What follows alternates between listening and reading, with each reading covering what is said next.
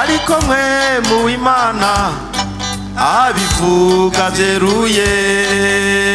Umumisi y'iherezo bamwe bazotigizegwa, umumisi y'iherezo bamwe bazotigizegwa, bagashira imitima kubw'impwemu zizimiza. inyigisho z'abadayimoni no kuvyinyigisho z'abadayimoni, kuko bazokwanka kumva inyigisho z'Uhoraho, bakizimagiriza mu binyoma no mu bibahimbara vyabo, kuko bazokwanka kumva inyigisho z'Uhoraho, bakizimagiriza mu binyoma no mu bibahimbara vyabo.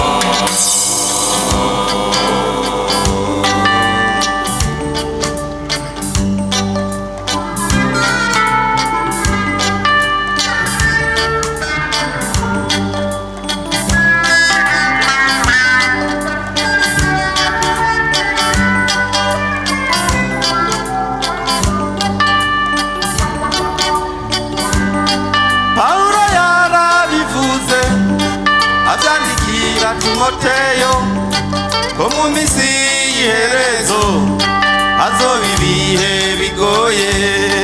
Pawulo yarabivuze avyandikira Timoteyo ko mu misi y'iherezo hazoba ibihe bigoye.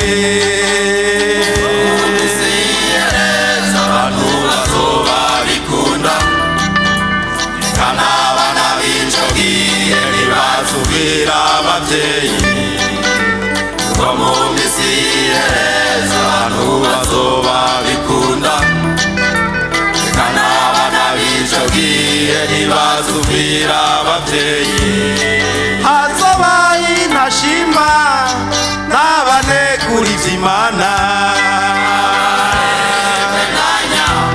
bakavuga ibinyoma, bakanga kuzura, eka ntibirandamuke, n'abaremenanya, bakavuga ibinyoma, bakanga kuzura, eka ntibirandamuke, nebaza ari ishusho yo kubaha Imana, ariko wuzuye mu buryarya hamwe n'ibindi bisa n'ivyo.